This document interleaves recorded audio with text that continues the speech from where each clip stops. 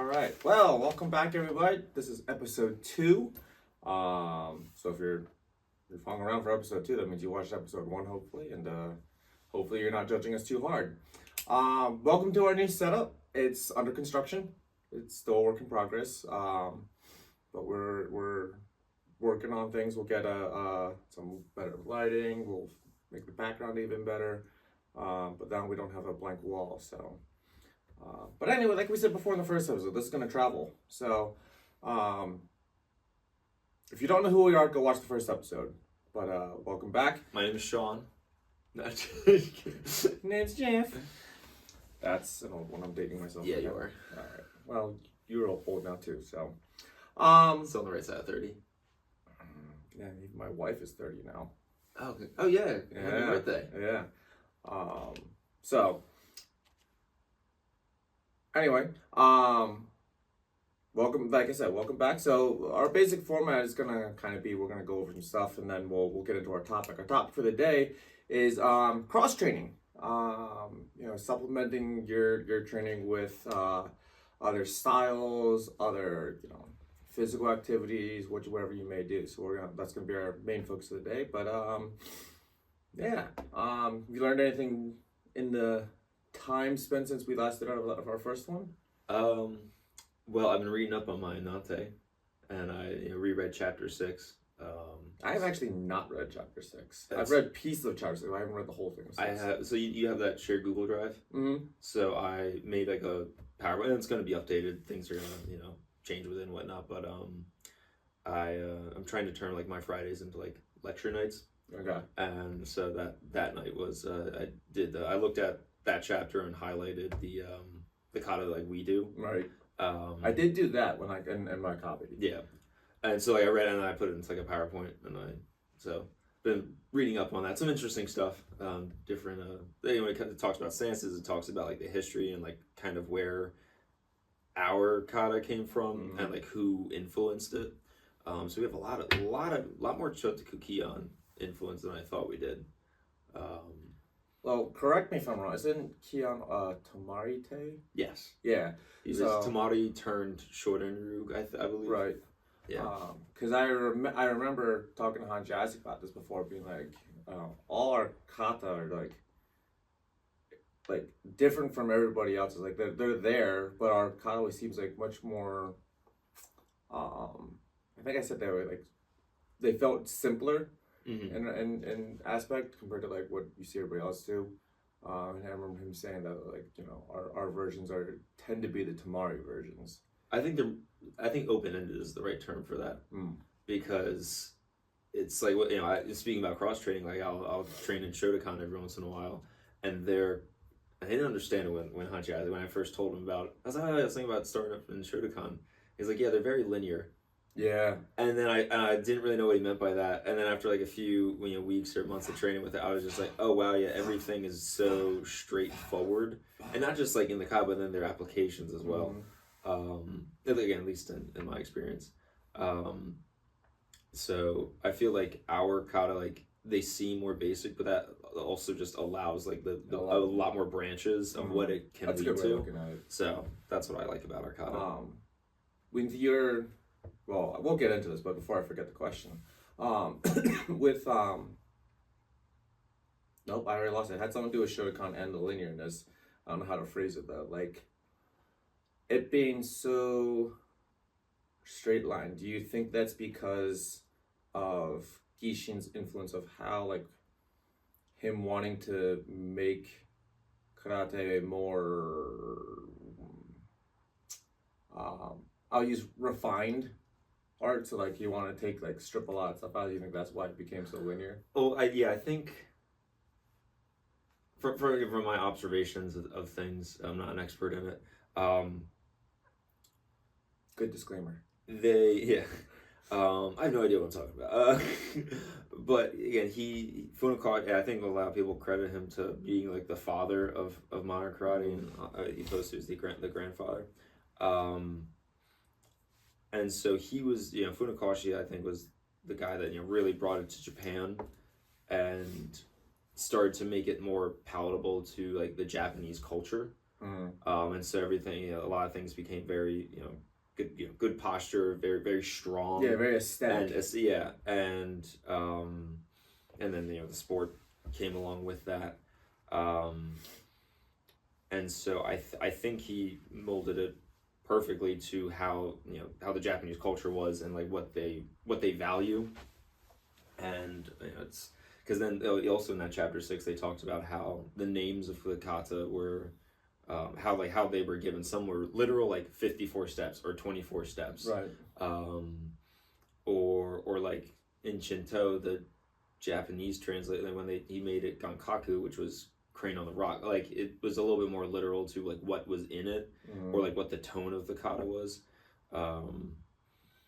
So yeah, I've had a couple of students ask like, why is it named that? I'm like, couldn't tell you. Yeah, that book is really good because like you look at, because if you tell a student like, oh yeah, Anaku means light from the or peace from the south, and they're gonna go, what? And I'm like, well, it's from Taiwan, and Taiwan is south of Okinawa. Boom, there, like that's an easy, straightforward, and like if you know geography. Yeah, if you know, so gotta put more maps in that presentation. Or southern light, like all like someone can be like, well, why is it multiple names? Like yeah, that's because you got 4 different language barriers that you gotta account for. I was talking about that a couple weeks ago. Yeah. But what was it? Somebody, and I think I blamed it on this because we looked at what taikyoku means, and taikyoku meaning first cause in the Nante book. But if you look up in the blue book, the kanji translation one, it was like big. I forget exactly what it was, but like the definition that they have for it was nothing related to that. And I was like, well, I think we have a language barrier problem here. But cool, yeah. So me, wasn't up to anything basically because short trip. So I didn't do much over this weekend with that. But we have some things coming up. We've got our training trip coming up next week, which is that next week? That's next weekend. Yeah, that's why I was like, we have to do this week. We have to do this now. Yeah, we won't have time. And obviously, our next episode will be based around that. I'll pick a couple of things from there to share. We should like film ourselves like throughout that. If we remember, like on the way down. Well, I don't think Liv's gonna do that. She said she's gonna take like she bought some bath bombs. She's like got herself. She's gonna have a whole set like while we're off training. She's gonna take the day and just like good for her. Yeah. But yeah, so we've got some trainings coming out, which will be exciting. So I'm gonna be doing some studying this week and over the this weekend to get prepped for that. But we also, I don't want to say started planning, but we've put into motion our 2027 trip. So, so we got some things in the works, some things in the pipeline. So, but let's talk about cross training. So when you hear cross training, what more like? There's the gym aspect of it, right? But what like obviously is martial arts. We think of training in your own style and then training in other styles. So you and I have both done some cross training with things and some dabblings with things. So what have you done? Not as much as you. Well, I dabble in a lot. Yeah. I think my first start of cross training was actually with you, like down these steps right here with Wing Chun. Because I saw the Ip Man movies and I was like, I like that. Or like our generation's Karate Kid. Yeah, and I was, I think when I look at my sparring now, I'm mostly like Kempo kicks, but then Wing Chun hands. And then that's because I don't like to be at punching distance. I'm going to be block, block, block, grab, and then we start judo. But then so I guess we did that was during COVID. So that was like 6 months or so. Was that? Yeah, because I remember like we just had a boatload of time. I don't times were simpler then. Yeah. Times were easier when I was younger. Yeah. Back in the day. But yeah, so I really started with that, and I think I would occasionally come to the MMA classes that you hosted. But then I think I was a junior because I was living off campus. So I think I was like a junior in college when I started training in Shotokan. And when I say that, I say dabble because I just show up and I actually, because I met his name's Sensei Owens, like down in Glassboro. Really great instructor. I met him through the rowing club, which I guess maybe that's also. I was say you've had, yeah. I was like, don't blame I've been credit me. yeah. You've had a couple of things. Honestly, yeah. Now that I'm thinking about it, I was gonna say your first instance was probably when, not that you had a ton of guys in it, but when you guys had the little Saturday sparring club thing that you had. Oh yeah, that was Rob. So my older brother had started a fight club. We don't talk about it. But yeah, it was just like gonna drop the name. It was his friends, and they would just come together and they would spar and everything and they had different backgrounds, and one of them was a wrestler. That was always a lot of fun. But yeah, there's that. Or if you want to go really far back, remember that we went to those hyper seminars or that one hyper yeah. I was like 10. That don't count. That doesn't really count. Not being that young. But then and then I guess I've been with the Rowan Karate Club for 6 years now, as like either a member or coach or like knee board member. But then what else was there? Oh yeah, so then back to Shotokan. I met him through the club, and then like a few years later, I was able to have some time, and it's like usually during like the summers because we don't have Friday classes, so I can go then. And I like the first day, like I'm like, hey, like I wore a white belt because I'm like, this is not my style.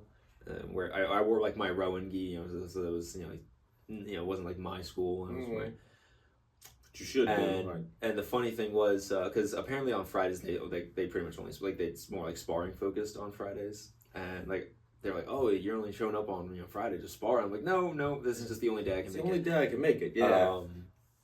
But then and he already knew who like I was and whatnot. People were like coming in like, oh, white belt, and pretty much going like fresh meat. Yeah, speed up on the new. Since Owens didn't say a thing. Didn't say a word. And 1 second. Boom. Yeah, I had some.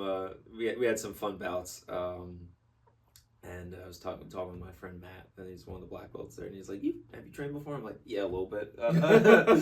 Wait, did he know you before? He might have helped that one day that Sensei Owens came to the Rowan Club. Okay. But I'm actually trying to get him back out there. But yeah, so Shotokan's a lot. It's still fun, and like I've applied like even bringing some of that like back to like mine. So that's the whole I think that whole point of cross training is okay, I'm going to learn that. Okay, cool. Ooh, I'm going to take that, and you take the parts that you like, and you can kind of refine your style more, make it more well rounded. And then I did I wanted to start up in judo. Okay, I wasn't sure if you'd started that or not. And so I found a place that's like 45 minutes away, so I can't make it there all that much. So I went there once, but apparently like that Saturday morning class it started off with judo, like setups and everything, and then it was just jujitsu for the next like hour. And I was like, about that. Okay, that's it was still fun. I rolled with some people after class, and made some friends, but it wasn't exactly like what I was. I was in Vineland last week, and I rolled by, and I was going down the main road there, and there was like, it looked like it was a church, but it just like, it's a very small sign that said like Vineland Judo Club, and I was like, I was like, that might be something worth checking out at some point. Yeah. There's and there was one more, blanking on it.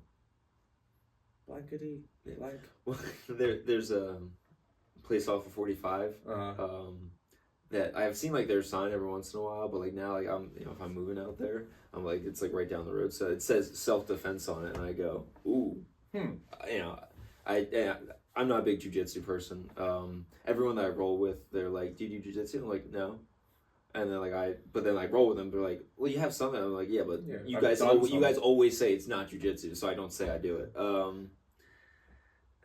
But I'd love to see what their take on things is. Yeah, I like to just say I dabble in things. Yeah. That way nobody goes like, oh, like, you're garbage at it. Well, okay, I dabble. Like I'm not. That's what. There's a guy from Rowan Club that he does Wing Chun. I think he actually trained with your instructor in Wing Chun. And I was working with him. He's like, "Yeah, your Wing Chun stinks." I'm like, "Dude, I've been I learned from someone that learned from somebody that And and also whistle kick. I guess I do plenty of cross. There's a lot of cross training there. Yeah, that's a great event. The free training days and in Philly, and then in New Hampshire. Do we have a date for Summit yet? Have you heard anything about that? For Summit? Yeah. It's whatever like the teachers' weekend is November, so it's like November like 4th to 7th, whatever that weekend is. I had somebody asking about it. I was like, I have no clue if they've even talked about that yet. So yeah. I don't even know if I'm going to be able to go next year. I have a wedding that weekend. Oh, I got a lot of travel this year. I don't know. We'll see what happens. Yeah. But yeah. So as far as what I've officially, like I can say officially trained in, would be, you know, I did about 2.5 years of Taekwondo. Let's see, God, how many? Maybe 3 years of Wing Chun. I have to get back up there and visit Seafood Keith. He'd be kind of fun to talk to if we can get him for something like this. I don't know if he'd do this. And then I'd say I have about maybe half year. I can't. I do the same thing when I talk to jiu-jitsu people. Like, no, I don't really have any experience. I probably accumulated about maybe like 6 months worth of training across like the board. Not just like when we had a class here for a short period of time, which was a lot of fun. Oh yeah. Yeah, it was good. You know, it's when I'm learning weight class is definitely a thing. But then yeah, I've dabbled in Muay Thai. Oh shoot, duh! I've trained capoeira for like just probably, a little bit. So almost coming up on 17 years now. So I forgot about that one. Oh my god. I thought about that the other day. I was like, that's kind of crazy. Because I remember like when it first came in. Yeah. Oh, back in 2009, I want to say. Yeah. I was like, wow, that's been here for a while. So yeah, I've done it, but you're the one who's done like at least another version of karate. I haven't done another version of karate yet. I've dabbled in other things and experienced other things. Actually, the school I went to in Okinawa, I believe, is based in Shotokan. But we didn't do kata or anything like that for me to really be able to verify. He said like when people come, like he doesn't want to work on kata because even though they're gonna do it their way, I'm not gonna do it their way. I was like, well, I'll try, but yeah. But there's always gonna be influence there, yeah. But I want to circle back to you're talking about you take what's good out of it and then leave the rest and add it into your art. I've said this many a time that like there's no such thing anymore as like a pure martial art, right? Where it's just like, oh no, we strictly just do this and that's it. And I think my opinion is if you are trying to do a strictly pure martial art, you're gonna find you're gonna get beat a lot because there's gonna be holes. I feel like unless like you've been in there for like 40 years and doing just that. Maybe I don't have that kind of experience. So yeah, no. Huh? No. No. You've been talking to Gabe too much. I was like, I have still not even passed. Hold on. 35. I haven't gotten to even 30 years of training yet. I'm at 27 years. Wait. Are you gonna do a 50 fights? 20. I'm coming up on 28 years this year. Huh? Yeah. I did for when for, what was that? What age was it? Was it that 25? Was it 25? Yeah, I think I did it at 25. No. 30? Yeah, I had to have done it for 30. I don't know. I can't count that high. I was like, I feel like I did it recently because some of the students that were there, I don't think were here when I was 25. So, but I don't know. I would not. I don't know. That's like 10 years ago. What? What being when you're 25? Yeah. Smart Alec. But yeah, so so obviously we've done some things. So what has been some of the things you've taken from other arts, like training wise? No one has the right answers all the time. Okay. Like, because everyone has just a different answer. Which is like, it's good. It's like it's nice to see different opinions and how other people like and other styles think. Have you figured out why Ishin punches like this? Nope. I'm gonna talk to. Hopefully, actually, TD might be there next week, so I might talk to him about that. And because I feel like I've talked to to Tom about that too, and I forget what he said. But I make a fist like this all the time, but it's when I'm using the point of the thumb, or when I'm making the Ipong fist.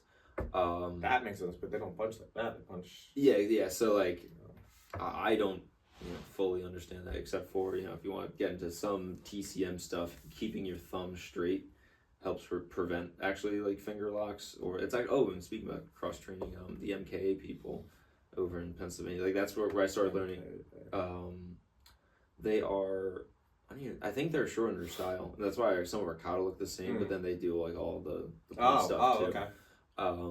And we were talking about that, and like how like I think their shuto is like this, and like we instead of instead like thumb, because like and they were like it completely, if you push down on this, it sucks. It's awful. So they're like, why are you giving that person an opportunity, for that, instead of being here?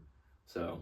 And also then there's just like different like like how the Heilmans talk about the thing, it keeps the energy out and flowing and whatnot. We talked about that at our winter camp. People were like, why? I was like, technically I do get a better it's a flat a better knuckle.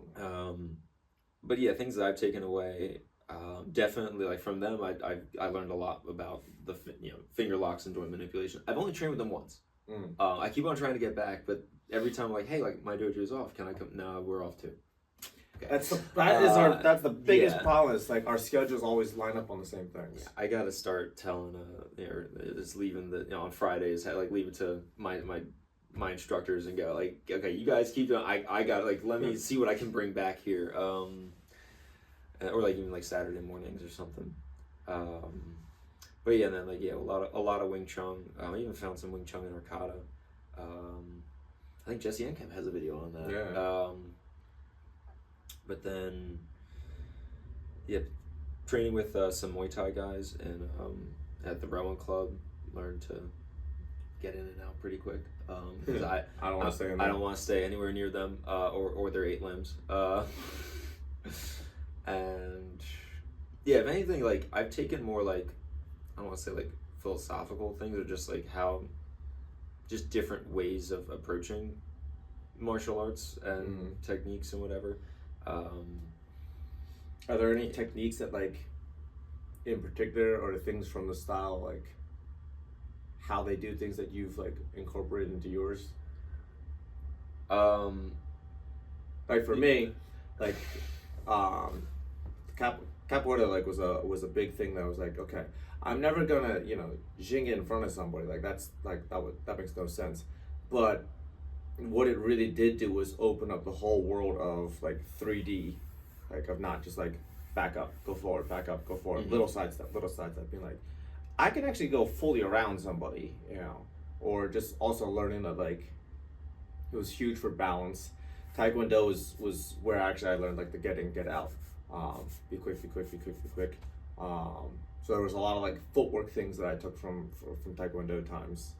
Also how to do tornado kick safely, and how to break that down. So like they've been teaching things that I've stolen from things too.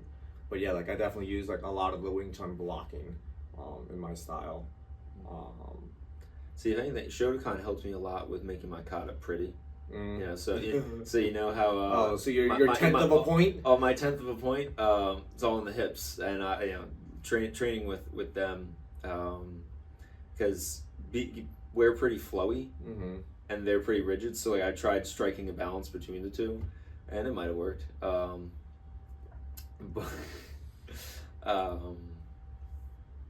or just honestly, like I feel. Training and talking with Hanshi Isaac so much, like that's a huge. That's a lot of that's across every time.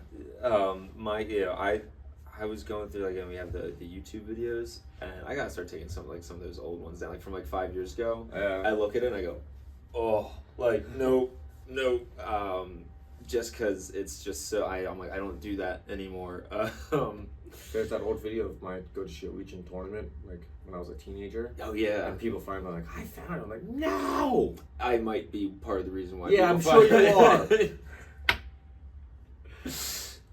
You suck. Alright, so I'll put it in the no. Talked a lot about like the different pros, like the good things of it. You think of any cons to cross training?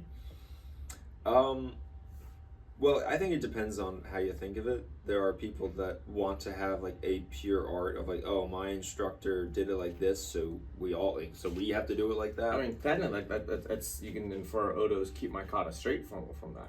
Well, yes, but then there's the conflicting ideology of Nakamura, Right. Of how, and I was just talking with Hachi Isaac about this a few days ago, where I've got it in my notes somewhere, but it was Nakamura and then two other people that were kind of like the quote unquote heads of their system at the time, and they wanted, like, they made this like little organization or club, whatever, of trying to keep the old ways of, hey, you know, let's not silo ourselves in all these different Right. styles, let's kind of mix and mingle. And again, like that, like that's the whole reason why our style is called Okinawan Kempo, and that's why we annoy the heck out of people when they ask what style system do we do? We do Okinawan Kempo, even though it's, you know, it's all Kempo, it's all karate. It was supposed to be kind of almost formless. So what was the question? Cons to cross training. Oh yeah, so you know, it's at the end of the day, your bunkai is going to ruin your kata. Just kidding. It can be difficult sometimes to, you know, like if we have a standard of like, oh, this is what we're trying to teach, like within our three schools, and then I'm like, I go to Shotokan, I'm like, oh well, I like how they do their rising blocks. I'm going to do their rising blocks like that, which honestly, like, is way better than I think, you know, for like when I was first learning rising blocks. Yeah, and so then you just come over and you. So it's the 130 degree. It's Wing Chun. Like, it's all magic angle. It's all the same stuff. Yeah, it's all just fed you. It's a matter of what. They'll all teach you the same stuff, but in what way is it taught to you that it'll actually stick? Yeah. And yeah, like I talk about Jesse all the time. I gotta rewatch some of his videos, but like he drew pretty much a bunch of like tick marks in the shape of the pyramid. Yeah, mountain, and then like everyone can start off down here, but then the more and more you train and you know more, it's like it's all just all the same thing. Yeah. It's just maybe there's a different word for it, or you know, a slightly different way of doing it, but it's all just the imagine same. if we ever got to do a crossover with that. Like, we'd never be that big, but like. Well, we know what's his name, Sensei Seth's dad. Yeah. I remember I was like, I saw like one of his videos. It was like training for his fourth year or something. Yeah. I was like, and he I know that guy. He referenced books like, oh yeah, my dad was in this book. I was like, I know that book. I know that guy. He cranked my arm one time. Like, so I'm pretty sure he was that guy that cranked me, and I like that whole story. Oh my god, I think it was him. I'm very sad that the week of the Valentine Classic he'll be doing a seminar, and neither can we make it to the Classic or can we make it to the seminar, and I'm very upset. Oh yeah, that's why I'm excited about Delaware. Yeah. That's nice and close, and like yeah, it's like 2 hours away. Yeah. But yeah, I was gonna say, like, the only cons, is like getting like if you're trying to do your kata one, like, you know, we have got 9 different versions of Kusan-ku running through our head because of all the different various exposures we've had, some of them by one person. That's any names. But yeah, there's trouble of keeping things straight, and like I feel as we're learning more about like lineages of kata and training past that, like you can begin to kind of see the ones that like are different, like especially with our bow. As we learn more and more, you're like, okay, well, you don't see this move in anything else. Like even just the I say inside block, but that inside curl, like that's in hardly any of the Shimas. I'm trying to think, is it in Shima at all actually now? But there are things where it's like, okay, you know, this doesn't feel like anything else we've done. Like Wansu feels very different, honestly, than a lot of the other things that we've done in our kata. You know, the Nahachis feel separate from everything else in some ways. So it's hard to keep things straight there. The only other con I can really think to it is just like, if you're a student, like who doesn't have a solid foundation in the style yet, and you're trying to cross train, you'll get a lot of conflicting messages. Like when I did Taekwondo, like I struggled a ton with it because this stance was so much like their front stance, for example, was closer to a Zenkutsu, but you had to lean forward. Like you had to like lean forward over your front leg, and I was like, "This isn't right. I'm supposed to be weight centered over myself." And even in Zenkutsu, it's like 70-30. Like there's already way too much weight on that front foot. Yeah, so like I was like, this feels extremely weird. So like I was like, okay, like I'm getting conflicting signals from my brain here for what I'm doing, but I mean, I'm trying to think if there's really like any genuine con to it. I think it depends on what your goals are at the end of the day. Yeah. But and I guess one more con would be it just maybe depends on the instructor. I was gonna say because I tell my people I get you in trouble all the time, but but me in trouble or them in trouble? Them in trouble. Okay. Hey, I'm gonna teach you like that, but like hey, you might get yelled at the test. I don't care. I'm not the only one who says that. See? Yeah. But like because there have been one or two places that I've trained at that I haven't mentioned that I'm like, ooh, you know what? I don't really want to go back there, just because of how the instructor taught and whether I disagree, because whenever I go someplace I try to do it like how they do, but then I'm just like I either don't want to use any of that or I just I didn't click with the instructor and kind of put a bad taste in my mouth with some of the stuff, but and again, like that's not going to turn me off or like you off to martial arts, but like if you're a new person and you're trying to for some reason cross train like right out the gate, I think it's you got to be careful about that stuff.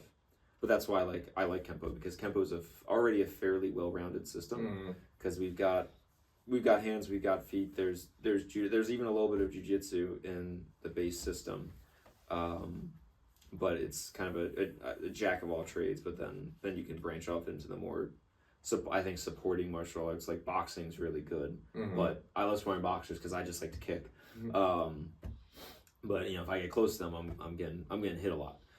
So boxers, boxing, jiu-jitsu, judo, like the more centralized to like one aspect of fighting. Yeah, it's funny because like when you and I have sparred, it's always been like, okay, like I first instinct is I prefer to kick, but I'm like, well, I know Aidan's gonna want to kick, so let me take that away, and I'm gonna get in there and use my hands, but I can't stay there. If I stay there too long, he's gonna grab me, and then I'm gonna be in trouble. So, it's I can't like.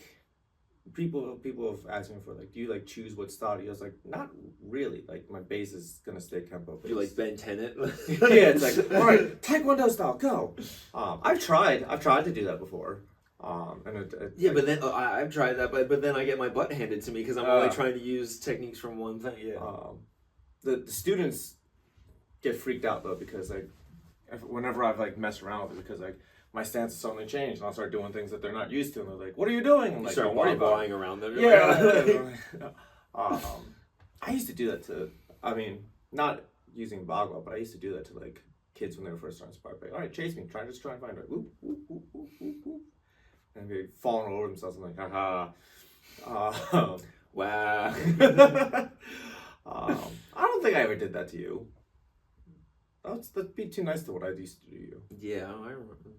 I remember getting launched a few times. I never launched you. Well, okay, it was my fault. Story time. I launched you? I never launched you. Well, in the sense of I climbed you to smack you in the head. I don't know if you remember that. I remember where I was standing. I can tell you exactly where I was standing. But You climbed me? Yes, because I put my foot like into your hip and like I jumped up and I smacked you on the head. I was like, yeah. And then I felt a foot on my stomach. And I went. That was me? Mm-hmm. I did that? I don't remember that. If it's in sparring, there's a good chance I don't remember. Yeah. But I don't. I've only, because I not that I'm keeping track, but I think, last time I really thought about it, I was still on one hand for the amount of times I've launched a student. You would make number 4 if that story checks out. If it checks out. Oh. No, I remember like I remember getting launched and I was so proud that I did it. My stomach kind of hurt a little bit, and it was also like I think we were doing like maybe a 2 or 3 on 1 or something. That's definitely more plausible than Yeah. if it was one of those. It wasn't just you and I. I remember there were multiple people that were like, going how at on you. earth did you climb up me? I thought. Yeah. Cause I used to Monkey. well, I used to do that thing with high fives where like like Emily used to do where I'd, like put it up as high as I can, and then students would be like, I can't reach that, and she would be like, Yeah. Pah! The heck. I did an old Degori thing the other day because I forget what one of my kids said, but he's like 7, and I did the thing with like you grab him by the gear and you go, what did you say? And like everybody was like, oh my god! And I was like, oh, I forget. I think it was something about like the importance of doing push-ups and getting stronger, and I forget. He said something, and I think he might have in some way called me fat. I don't know. That was me. Or he called me old. One of the two. That sounds like me. I picked them up and everyone freaked out.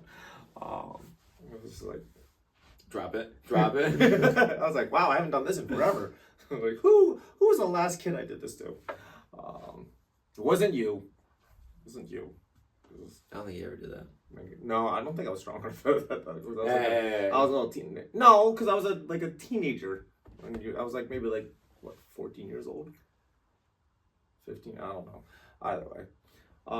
Let's get back on topic. What's the topic? So, if people were looking to cross-train in some way, what are some things that you think would benefit them the most, like right out of the gate? I guess I already kind of said this before. I think a good instructor can make or break it. Mm-hmm. Look, Hanji Isaac. He lives however many hours away from us, and I want to go down there as much as possible. Because if you vibe with the instructor and it's like a good fit in that way, and you can connect with them, and hopefully they know what they're talking about for the most part. That's a hard part, is like being able to verify someone's credentials. Yeah, and I feel like you need a good amount of experience to kind of to know, yeah. If you're getting BS. Yeah, because like there are some things I hear when some people, I'm like, I don't know about that one, coach. And then yeah, just maybe just distance too. You don't want to have to drive like 2 hours every day to go to train. Some people do. And like I don't get that, like, cause just like at the Wing Chun school, there were people like I thought like I was driving like 40 minutes to get there, and I was like I got like a long drive to get here. And people were like, no, I drive like an hour and a half every day up here. I was like, every day? I was like, yeah, and also I think that's maybe supply and demand. Like I feel like there's not a lot of Wing Chun schools in our area. Yeah. Or like the same thing with judo. But yeah, I think environment's a really important part. Do you like to train there? Do you get along with the people that go there? I can't tell you. Like after Shotokan, like if I've got the time, I'm hanging out with Sensei for like 45 minutes or an hour. Like after the 2-hour class, the lights are on, everybody's gone, parking lot's completely empty. Yeah, it's like me and a few other like people that were just talking, catching up, hanging out. I did that with Sensei Brian, my Kaplan instructor, when we would go down there because he was about 40 minutes. So he was down in Northfield, and there would be many times where it's like, all right, class ended at 9 o'clock, and at 11 o'clock I'm still there. Yeah. So. And I know you do it here. I try to at my school. Like I can't tell you how many times I'm hanging out for like an hour or two afterwards, just talking, go home. Asking questions. I'm starving. Like with some of them, like we go out to eat afterwards, and like some of them are like, we gotta go. It's like the lobby's closing, but they're not gonna let us in. Dairy Queen closes in 10 minutes. Y'all go to Dairy Queen? No, that's it. Okay, I was gonna say that's he's old. He doesn't get it. I still go to Dairy Queen. Thank you very much. I don't know what show it's from. Oh, but okay, yeah, that's fine. So as far as martial arts styles, what other trainings do you? Because like I always think like yoga is a great thing for people to touch into. Not even, and it's not the flexibility aspect for me. That I think people benefit from the most. It's the core aspect of it because it's like the most important muscle group to have. But it's also just learning how to like relax, so to speak, while like during like a movement. Like you're getting guided, like the yoga classes I've done. It's like you're being like guided through a flow the entire time. So it's like you're being walked through a kata. So you have to, but you're also have to relax in like that moment, so to speak, because otherwise you can't do some of it. So it's like, I feel like a lot of times that like people in kata, like they get too like tight and rigid, and it holds them back from being able to like really get into things. So like yoga, teaching yourself to relax. There's like Wing Chun was really great, and so was Taekwondo actually, for learning how to like stay calm. I call it the eye of the storm. Being like during sparring, like there's so many things happening. There's so many things that like are gonna go through your head, but like you have to kind of stay centered in it. You have to take in all the aspect of this person's trying to hit me with like 18 different things, and be like, okay, like just relax. You're fine. You're not dead. You're not going to die. You might die like if you do nothing, but like you're more likely to do nothing when you're paralyzed by a decision. But I would, like yoga is one that I always recommend to people. You're gonna hate it, but like people who struggle with footwork, I'd be like, Taekwondo is a great thing to learn. Me? Yes, you. No, that's my dad. But yeah, it did worlds of work for my footwork. But I always close my mouth when somebody says, "We're not doing Taekwondo." I was like, well, it's not in Taekwondo, period. So like, they're not doing it either. I'm just saying. Yeah. But yeah, I think yoga is really good. Running, that's my background. True. And I used to, and I was younger then, but at like a peak cross country season, I could spar for like 3 hours straight and be fine. Have room for more. See, I feel like running cardio is different though than fighting cardio, because like I don't know. I mean, like I can fight for hours and be good to go, but like I couldn't run for hours. Like I can run for, I don't know. I've never really found out. It is different, but if you can run like 7 miles every day, it definitely helps. My shins cry thinking about 7 miles every day. Oh, you're done in an hour. Like it's great. You're done in an hour. I used to be done. I haven't run 7 miles in 6 years, 8 years. But yeah, running's pretty good. And then I might be able to do 5 in an hour. Wait, 5 in an hour? 12-minute miles? Come on. By the time you get tired, like it'll start out really good. I'm talking about by the end. I don't know what speed I'll be running at. But yeah, and then weight training's pretty good. Weight training, actually. You've been telling me to eat sandwiches. Now I'm telling my students to eat sandwiches. I don't think. One of the best was limited time. We don't train for an hour and a half, but I feel like people don't do enough supplementary physical training like outside the dojo. Period. Students, adults, like, because it's just like we don't do Hojo Undo and all the we dabble with it. We let them know about it, but like we don't have like a class portion time solely dedicated to it. Slowly incorporating it into stations week. Yeah. And like that's where I'm like, everybody, like adults, you may hate station week, but it's very important. Like the supplementing the physical side of things, I think, is not done enough. And that's why some of like the I don't want to say intenser, but more action heavy martial arts like Muay Thai, things like that, where it's like they just go like there's no form. I don't think they have forms, but like there's no like kata, there's no guided walkthrough. It's all just go drill. That's why you see like they're just like in mean shape. It's a trade-off, which would what you get. That's what I think Weight Judo is like really good when it comes to balancing that. I haven't done the wedgie. Oh my god, they're like enlighten me. Like Muay Thai people, Kyokushin people. Kyokushin's fun. I've done a class on that. Hurt like crazy. Yeah. The people I train with in Weight Judo are like 10 times harder. like just like their bones are like and because I remember drilling with them. And like our students, like whenever we're doing they're like, oh, like I've got to work with Sensei. I'm like, no, my bones are nothing compared to like those people, because I remember that after like 3 leg kicks, I was like, give me 1 second, I gotta rub that. It was fun training with them. They were like really cool people, but they do that hard training, but then they also do kata, and like they have those other aspects in their training. Did they ever mention like how long their classes were? No, I could probably. I think I have him on Facebook. I could talk to him, but he's like I met him through Whistle Kick, and I took like 3 or 4 weight judo classes like last year, because like they were really cool people, and I wanted to train with them. No, Uechi was always cool. A whole book of Uechi down there. Oh, okay.